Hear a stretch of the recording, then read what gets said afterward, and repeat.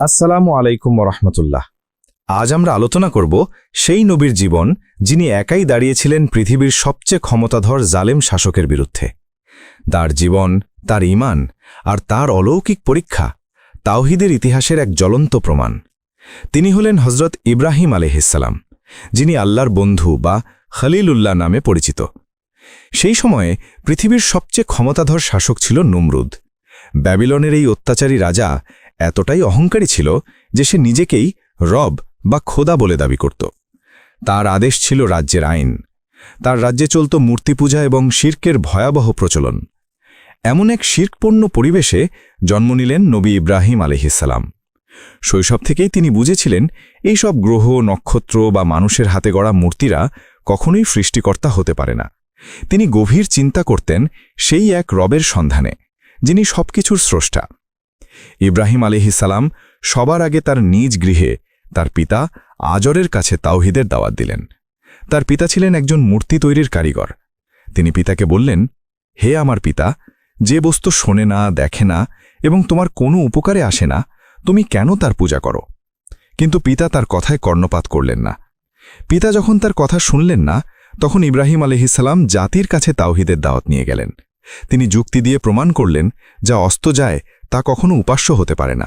তিনি বললেন, আমি মুখ ফিরাচ্ছি তার দিকে যিনি আসমান ও জমিন সৃষ্টি করেছেন। আমি মুশরিকদের অন্তর্ভুক্ত নই। কিন্তু জাতি তার কথা শুনল না। উল্টো তাদের একটি বিশাল উৎসবের দিন এলো। সবাই যখন উৎসব পালনে শহর ছেড়ে গেল, তখন ইব্রাহিম আলাইহিসসালাম বুঝলেন এটাই সুযোগ। তিনি মন্দিরে প্রবেশ করলেন। সেখানে অসংখ্য ছোট বড় মূর্তির সারি সারি সাজানো ছিল। তিনি একটি বিশাল কুড়াল হাতে নিয়ে সব মূর্তি ভেঙে চুরমার করে দিলেন।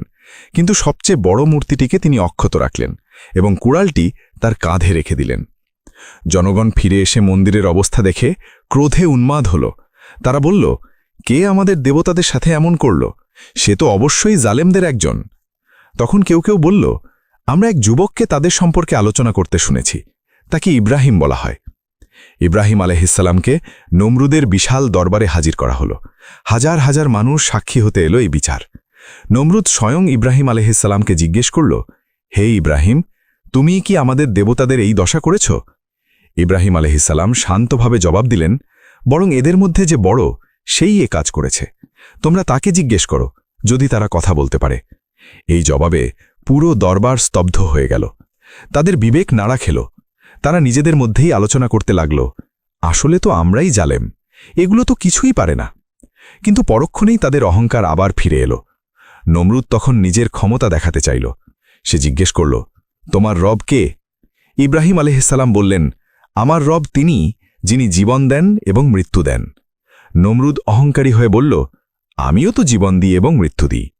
ইব্রাহিম আলাইহিসসালাম চূড়ান্ত যুক্তি দিলেন, নিশ্চয়ই আল্লাহ সূর্যকে পূর্ব দিক থেকে আনেন, তুমি তাকে পশ্চিম দিক থেকে আনো তো দেখি।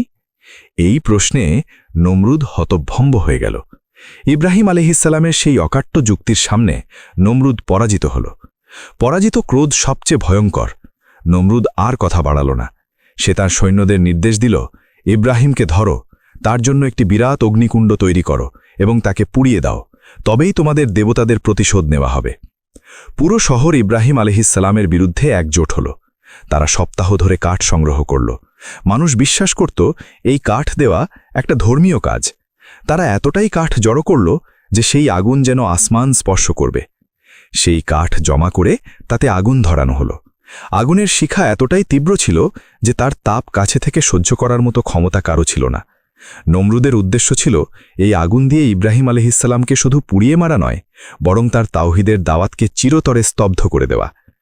আগুনের কাছে যাওয়া সম্ভব না হওয়ায় তারা একটি বিশেষ যন্ত্র তৈরি করল, যার মাধ্যমে ইব্রাহিম আলাইহিসসালামকে দূর থেকে সেই লেলিহান শিখার মাঝখানে নিক্ষেপ করা যায়। তখন ইব্রাহিম আলাইহিসসালাম ছিলেন সম্পূর্ণ একা, কিন্তু তার অন্তরে ছিল পুরো পৃথিবীর শক্তি, আল্লাহর প্রতি তাওয়াক্কুল। যখন ইব্রাহিম আলাইহিসসালামকে সেই যন্ত্রের মাধ্যমে বিশাল আগুনের দিকে নিক্ষেপ করা হচ্ছিল, তখন মানুষের কাছে সাহায্য চাইলেন না। তিনি শুধু তার রবের কাছেই ফরিয়াদ করলেন। তিনি উচ্চারণ করলেন সেই ঐতিহাসিক বাণী, হাসবুনাল্লাহু ওয়া নি'মাল ওয়াকিল, অর্থাৎ আল্লাহই আমাদের জন্য যথেষ্ট আর তিনিই উত্তম কর্মবিধায়ক। যখন ইব্রাহিম আলাইহিসসালাম আগুনের মাঝখানে পৌঁছালেন, তখন ঘটল ইতিহাসের সবচেয়ে বড় অলৌকিকতা। আল্লাহ তাআলা আগুনকে সরাসরি আদেশ করলেন, আল্লাহর সেই হুকুম, হে আগুন, তুমি ইব্রাহিমের জন্য শীতল ও শান্তিদায়ক হয়ে যাও। আল্লাহর আদেশে আগুন তৎক্ষণাৎ শীতল হয়ে গেল। যে আগুন মানুষকে পুড়িয়ে ছাই করে দেয়, সেই আগুনই আল্লাহর বন্ধুর জন্য শীতল আরামদায়ক স্থানে পরিণত হল। ইব্রাহিম আলাইহিসসালাম আগুনের ভেতরে দাঁড়িয়েছিলেন এক সবুজ বাগানের মাঝখানে। নমরুদ এবং তার হাজার হাজার সৈন্য দূর থেকে দেখল ইব্রাহিম আলাইহিসসালাম অক্ষত অবস্থায় আগুনের মাঝখানে দাঁড়িয়ে আছেন। এটি ছিল তাদের ক্ষমতার প্রতি, তাদের মূর্তিদের প্রতি এবং নমরুদের রব দাবির প্রতি আল্লাহর পক্ষ থেকে একটি চূড়ান্ত জবাব। ইব্রাহিম আলাইহিসসালাম অক্ষত অবস্থায় আগুনের ভেতর থেকে বেরিয়ে এলেন। এই অলৌকিকতা দেখে বহু মানুষ সেদিন নমরুদের শাসন ত্যাগ করে আল্লাহর তাওহীদের পথে এসেছিল। শিক্ষা 1. ঈমানের দৃঢ়তা ও তাওয়াক্কুল। এই ঘটনা আমাদের শেখায়, যদি আমাদের ঈমান বিশুদ্ধ হয় এবং আমাদের তাওয়াক্কুল একমাত্র আল্লাহর উপর থাকে, তাহলে পৃথিবীর কোনো আগুন, কোনো জুলুম বা কোনো ক্ষমতাধর শাসক আমাদের ক্ষতি করতে পারে না। শিক্ষা 2. আল্লাহর ক্ষমতার সার্বভৌমত্ব। আল্লাহই একমাত্র ক্ষমতাধর। আগুন, যার স্বভাব দাহ করা, সেও আল্লাহর আদেশে শীতল ও শান্তিদায়ক হতে বাধ্য। এই ঘটনার পর ইব্রাহিম আলাইহিসসালাম খলিলুল্লাহ বা আল্লাহর বন্ধু উপাধি লাভ করেন। শিক্ষা 3. শিরকের বিরুদ্ধে অবিচলতা। ইব্রাহিম আলাইহিসসালাম একা হলেও তাওহীদের পথে অটল ছিলেন। আমাদের জীবনেও শিরক ও বাতিল চিন্তার বিরুদ্ধে সর্বদা আপোষহীন থাকতে হবে। আসুন আমরা ইব্রাহিম আলাইহিসসালামের জীবনের এই চরম পরীক্ষা থেকে শিক্ষা নিই এবং নিজেদেরকে আল্লাহর খাঁটি বন্ধু হিসেবে তৈরি করি। আমিন। এই ধরনের শিক্ষামূলক ইসলামিক আলোচনা শুনতে এবং দ্বীনের পথে নিজেকে আরও শক্তিশালী করতে আমাদের চ্যানেল দ্বীনি ইসলাম সাবস্ক্রাইব করুন। ধন্যবাদ।